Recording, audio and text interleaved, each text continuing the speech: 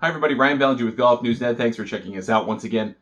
What if I told you you could install your own new golf grips without having to use tape, glue, or an air compressor? That is what Golf Pride is promising with a new concept that they are introducing. I want to show you what it is and how it works and how to use it. It's called Concept Helix, and it's an idea that I first saw in January at the PGA Merchandise Show before the pandemic started.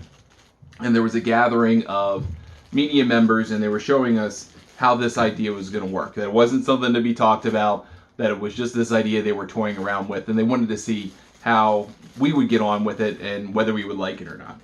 And the idea was that you would use a special grip and a tool like this one, and you would be able to install grips onto your golf clubs by hand. You wouldn't need glue, you wouldn't need tape, you wouldn't need for it to dry, you wouldn't need an air compressor gun to blow them on.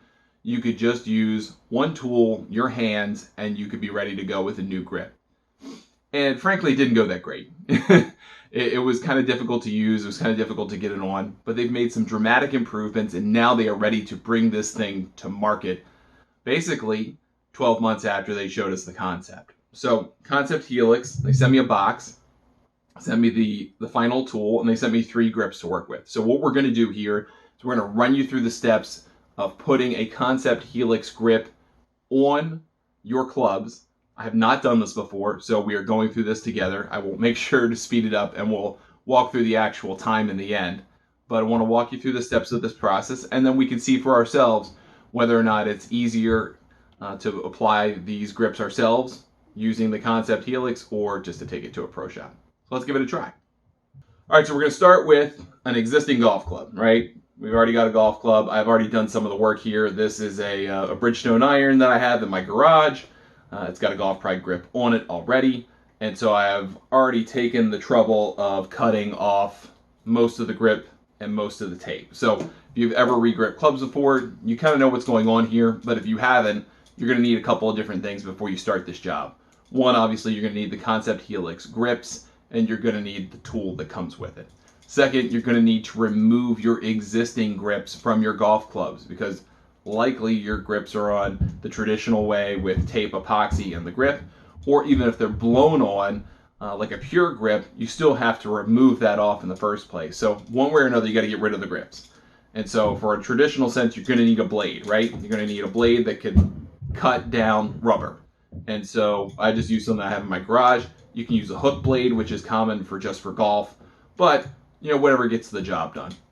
And you're going to cut a line through the grip, basically cutting up back toward the butt end, making sure you don't cut yourself. If you have a clamp, even better, put it in a clamp and remove it that way. If you don't, then just kind of line it up towards yourself and just very slow strokes up with the blade. So maybe an inch, inch and a half at a time. As you cut more of this, it'll be easier to pull apart. And so it'll kind of come off itself. So we're going to pull the grip off here. You get to the end. Now the grip's off, right? So what's underneath your grip? Tape. Tape holds it in place. So you have tape that's wrapped around the metal or the graphite shaft. And then you've got epoxy that's basically drenched on it. And you put the glue, the grip on, and it sticks. That's how it's done. So you got to remove all of this. You got to remove the tape off. So I've pre-cut most of this, and I'm just going to peel it off. It's just tape. Just peel it off. So what the folks at Golf Pride want us to do here is you want to have no stickiness, no tackiness here. So the good news is there is none. They did a great job at the factory at Bridgestone. So there's no tackiness here. So we can proceed to the next step, which is getting the grip on. Okay, so I've gone over the instructions on the Concept Helix website at Golf Pride. And I'm going to try and run you through what I've read through, and we'll see how successfully we do with this, okay? So this piece is called the horn, and you'll see why it's called the horn in a second. But basically, this is the single tool we're going to use to get the grip on and tighten it into place. So what we need to do here is you can kind of see this has a notched area just right here. So we're going to take the grip, right? It's got a little bit of a hole to it, and you can see it's a little bit tapered so it fits the horn, right? So we're going to put this in there, and then we're going to ease on the grip until it gets to this notched area, okay? There it is. So now we're gonna put this bad boy on this club. So what they recommend you do is you put the grip between, or the club head between your feet, so as to solidify it, and you want to use a carpet or a softer surface in their recommendation, because otherwise you might damage the club head trying to do this. So on one hand, you're going to hold the horn, and the other you're going to use to guide. So you're going to drop this bad boy on, and then you're going to get it in there, and all of a sudden,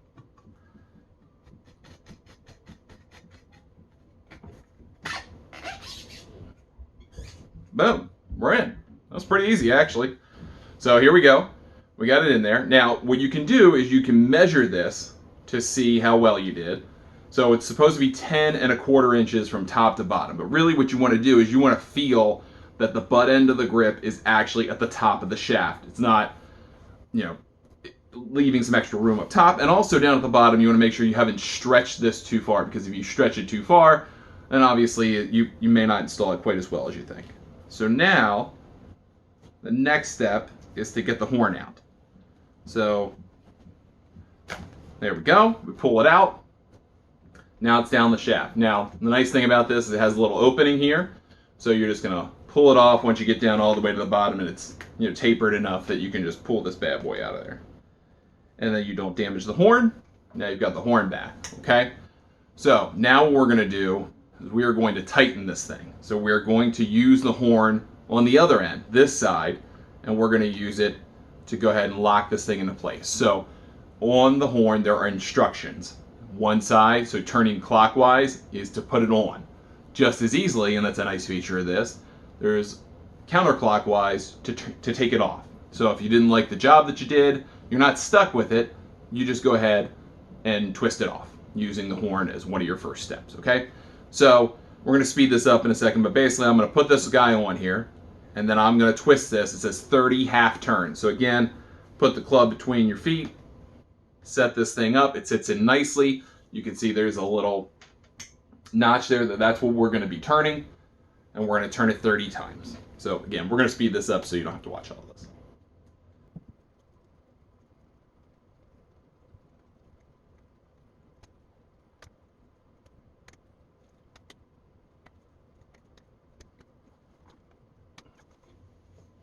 All right, so we've got that in place. So now really the last part of this is to put this aside for a second. And now we're going to twist each section of the grip clockwise. We're going to start at the bottom, go to the middle, and then do the top. Start at the bottom, go to the middle, do the top. So you basically don't get any resistance anymore.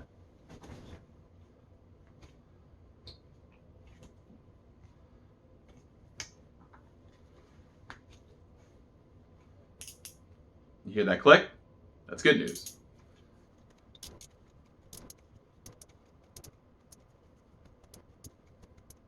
All right, so there it is. That's in. Now we're gonna come up to the top one more time. We're gonna use our horn. We're gonna click this bad boy into place one last time. It says it needs like 5 to 8 turns. You may need it just to make sure. It's supposed to be harder to do now, because obviously we have created a lot of resistance by basically twisting this thing on. And once it doesn't move anymore, then we know we've kind of done our job. 5 turns, and I'm pretty much out of here. All right, that's it. That's the grip. It's in.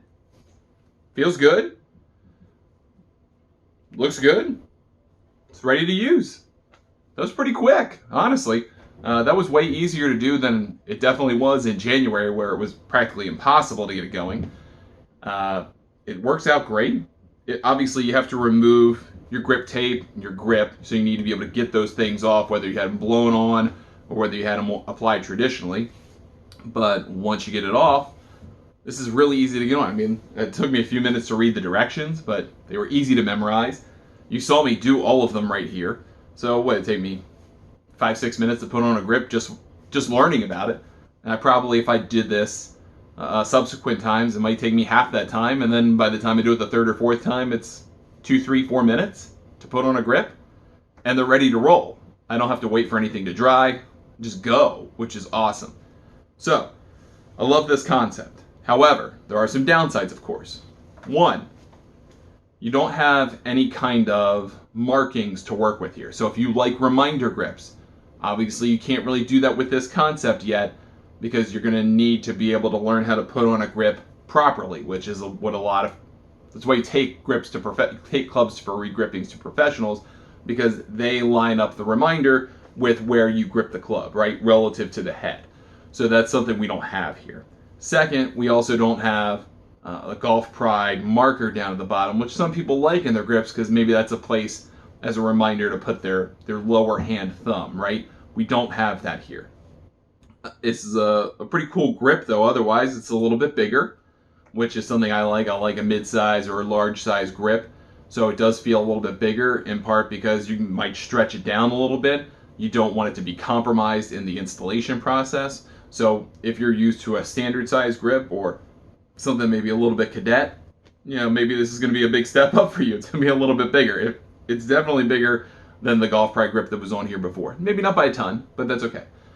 The downside also is if you like wraps on your grip. So let's say you wanted a standard size grip plus a wrap or plus 2 wraps of extra tape to build it up, right? You can't do that. That's not an option here. This is what you get, and it's going on the shaft, and that's the end of it.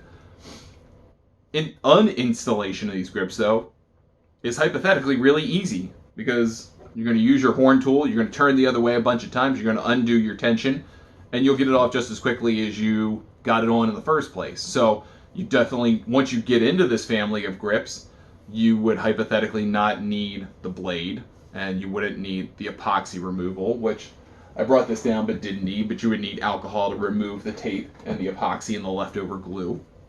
So you're not going to need that. And you can change in and out grips really quickly. You could be done, you know, a 14 club set. Well, you're going to use 13. You know, at 3 minutes a grip, you're done in 40 minutes. Uninstall in 40 minutes, reinstall in 40 minutes. Hour and a half later, you got all new grips and they're ready to play. That's a great deal.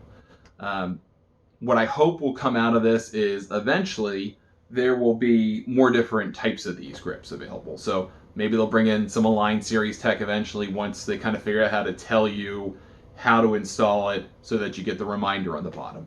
Maybe they'll bring in other styles that are popular, like wrap styles, and maybe it'll be built up so it's more visible on the exterior, but you still have the same base for the grip so you can install it easily.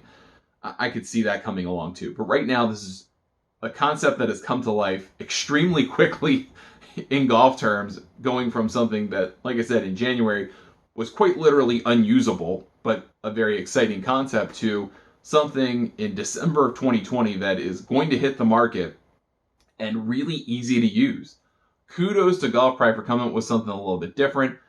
Maybe some people will sit this out as they kind of see how it works for more people, but I'm excited about this. I think it's really cool, and to not have to have a total workbench to be able to install and uninstall grips, or pay my Head Pro or my Golf Pro or a Golf Galaxy extra money per grip to install it.